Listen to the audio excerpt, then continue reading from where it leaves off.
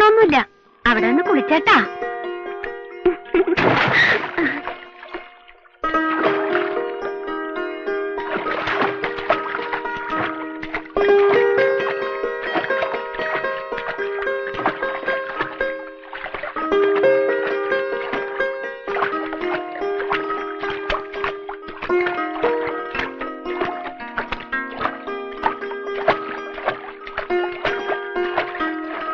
അധികം പടിഞ്ഞാട്ട് പോണ്ടേട്ടാ, കയണ്ടാവും.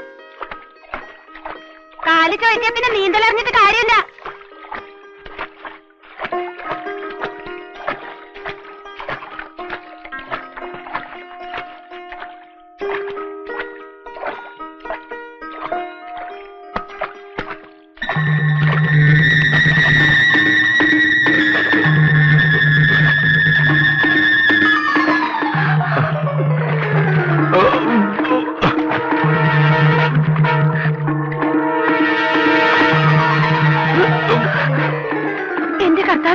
കൈയുണ്ടെന്ന് ഞാൻ പറഞ്ഞതാണ്.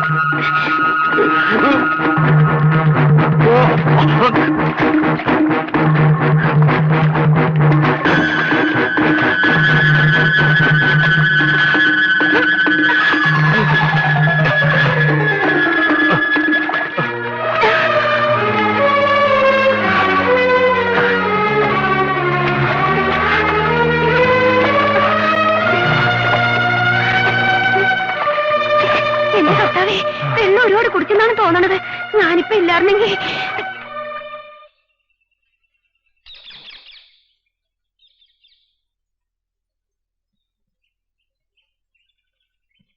നിൽക്ക്. ആ വെള്ളത്തിൽ മുങ്ങിച്ചത്തിരുന്നെങ്കിൽ അതെങ്കിലും രക്ഷയായനെ. നീ എന്തിനാ എന്നെ രക്ഷിച്ചേ? ഒരു വക ദൈവത്തിന് നിരക്കാത്ത വർത്താനം പറയരുത് കേട്ടാ. ആർക്കും വേണ്ടാത്തൊരു ജന്മം. വേറെ ആർക്കും വേണ്ടാന്ന് തന്നെത്താനിങ്ങ് തീരുമാനിച്ചാ പോരാ. എനിക്ക് വേണമെങ്കിലാ.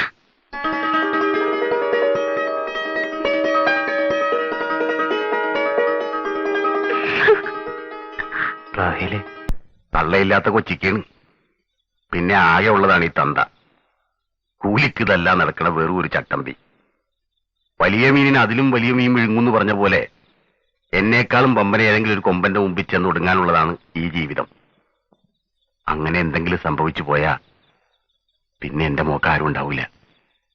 അതിനു മുമ്പ് എനിക്ക് അവൾ ആരെയെങ്കിലും പിടിച്ചേൽപ്പിക്കണം. എന്റെ സ്വഭാവ ഗുണമനുസരിച്ച് അത്ര പെട്ടെന്ന് ആരും ഇങ്ങാട് വരൂല്ല. വന്ന 2-3 കേസ് എനിക്കത്ര ബോധിച്ചില്ല. നീ പറ, നിനക്കവളെ ഇഷ്ടമാണ്? കെട്ടിപ്പൊറപ്പിക്കാൻ ഉറപ്പണ്ട. ഉണ്ടെങ്കിൽ ജാതി മതവും പൈലി നോക്കൂല. അതല്ല കളിതമാശൻ എന്റെ മകളുടെ അടുത്തെടുക്കാൻ നോക്കണമെങ്കിൽ സഹിക്കൂല ഞാൻ. പറ, എന്താ നിന്റെ മനസ്സിൽ? വിശ്വസിച്ച ആരെയും ഞാൻ വഞ്ചിച്ചിട്ടില്ല അച്ഛൻ. മതിയടാ, എനിക്ക് നിന്നെ വിശ്വാസമാണ്. 100 വട്ടം വിശ്വാസമാണ്. റാഹേലേ, ഇങ്ങോട്ട് വാടി. നിനക്കവന് ഇഷ്ടമാണ്? ഇഷ്ടമാണെന്ന് എനിക്ക്. പിന്നെ അപ്പന് സമ്മതാണെങ്കിൽ.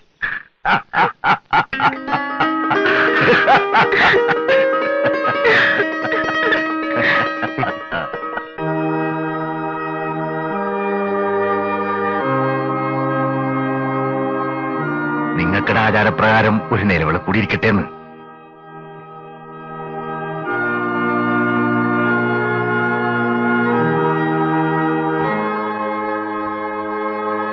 സാക്ഷിയും ക്ഷണിക്കപ്പെട്ടവരൊന്നും വേണ്ട.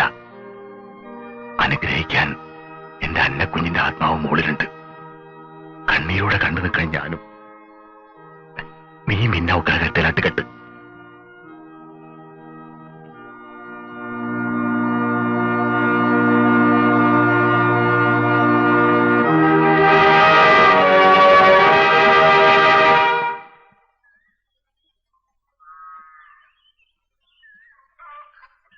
എന്റെ കെട്ടിയാനും തേടി ഞാനിവിടെ ഉണ്ടേ. വാ വാ, ചില ഗൗരവമുള്ള കാര്യങ്ങൾ സംസാരിക്കാനുണ്ട്. നാട്ടിരി.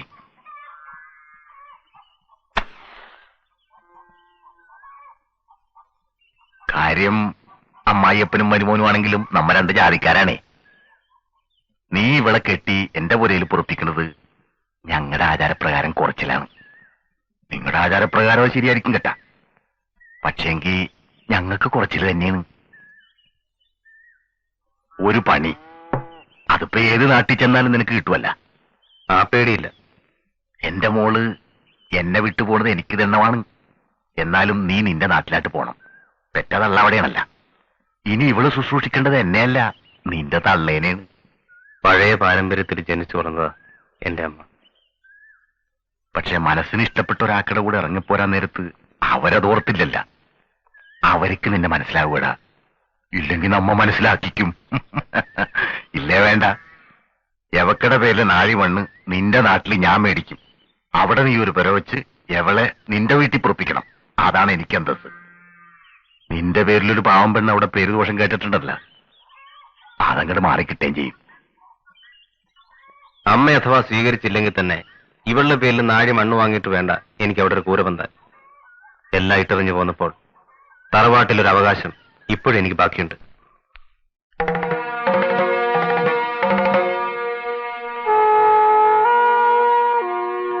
ഒരു നിമിഷവും നിൽക്കണം. ഞാൻ കല്യാണം കഴിച്ച പെണ്ണാണ് എന്റെ ഭാര്യ റാഹേൽ.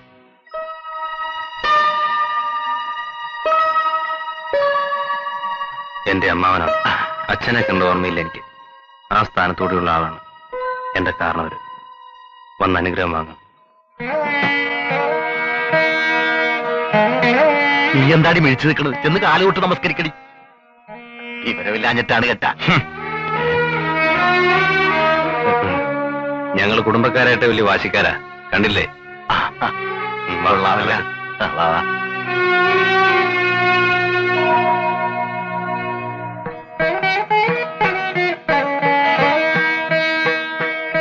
ഉണ്ണിയുടെ അമ്മ കേക്കണേ, ഇവളെയും കൂട്ടി ഇങ്ങാട്ട് വരണമെന്ന് ഞാൻ നിർബന്ധം പറഞ്ഞപ്പ നിങ്ങൾക്കടെ മകനൊരു ശങ്ക. അല്ല, പഴയ പാരമ്പര്യത്തിൽ വളർന്ന ആളാണല്ല.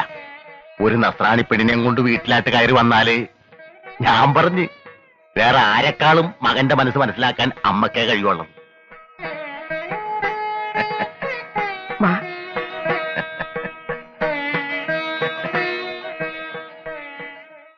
ഇപ്പൊ എന്തായി? അതാ ഞാൻ പറഞ്ഞത്, ഈ അമ്മമാരുടെ മനസ്സെന്ന് പറയുന്നത് ഒരു മനസ്സ് തന്നെയാടാ.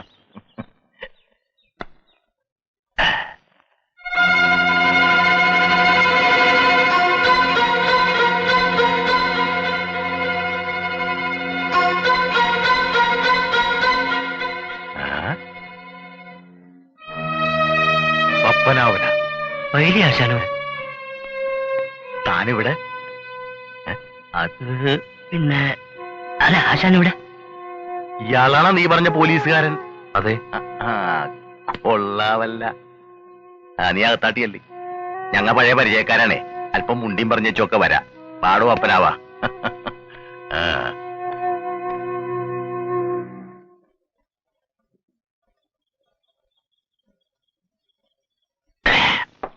നമ്മ തമ്മിലാവുമ്പോ മുഖവുര വേണ്ടല്ല. താൻ എന്റെ സ്റ്റേഷൻ അതിർത്തിയിലായിരുന്നപ്പ നമ്മ തമ്മിൽ 2-3 വട്ടം കോർത്ത്. അതിന്റെ അനുഭവം തനിക്കൊണ്ടേ. ഉണ്ണികൃഷ്ണൻ കെട്ടിയേക്കണത് എന്റെ മകളേണ് കേട്ടാ.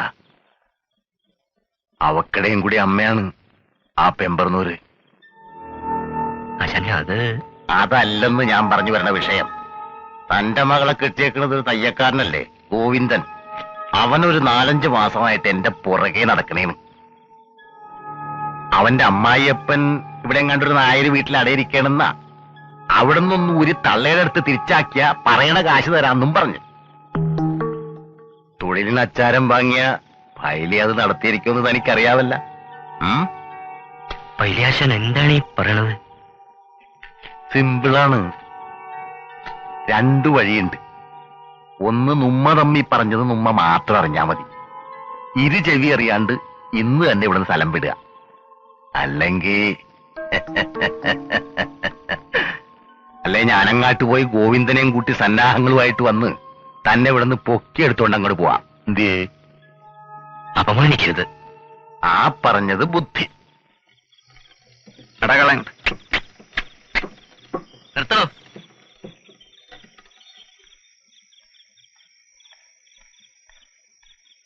ഏമാൻ എങ്ങോട്ടാ ഈ പാതിരാത്രിയില്? ഞാനെങ്ങോട്ടാ?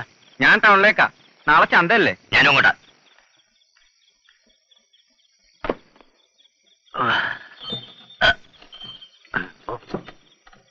ട്ടോ. അല്ല, ഏമാന് ട്രാൻസ്ഫറാ? അല്ല, പിന്നെന്താ കൂടും കുടുക്കയൊക്കെ ആയിട്ട്? പെൻഷൻ ഇനി കുറച്ചേ ഉള്ളൂ. അവധി എടുത്ത് നാട്ടിൽ കഴിയാമെന്ന് വിചാരിച്ചു. എന്താ പാടില്ലേ? വണ്ടി വിടണോ? ഹൈ, ഹൈ, ഹൈ, ഹൈ, ഹൈ, ഹൈ.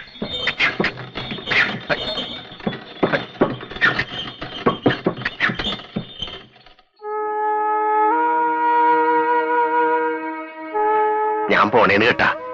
ഇതിപ്പോ 5-6 തവണയായല്ല പോണേണെന്ന് പറയണത്. അപ്പനിറങ്ങണേന്ന് പോലെ. ആ പിന്നെ പറയേണ്ട കാര്യമില്ലെന്ന് എനിക്കറിയാം. എന്നാലും പറയണേനെ, മരുമകളായിട്ട് കാണരുത് കേട്ടാ. മകളായിട്ട് തന്നെ കാണണേ. തള്ളയില്ലാതെ വളർന്ന കൊച്ചിക്കേനെ. ഇങ്ങോട്ട് നോക്കിയേ. പോഴത്തും കാണിച്ചാ ശിക്ഷിച്ചോ, പക്ഷെ സ്നേഹക്കുറവ് മാത്രം കാണിക്കരുത് കേട്ടാ. വരട്ടെ.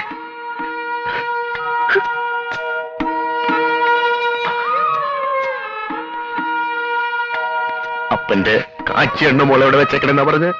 അലമാരിയുടെ മുകളിലത്തെ കള്ളിയില്. അപ്പൊ പോ. പോട്ടെ.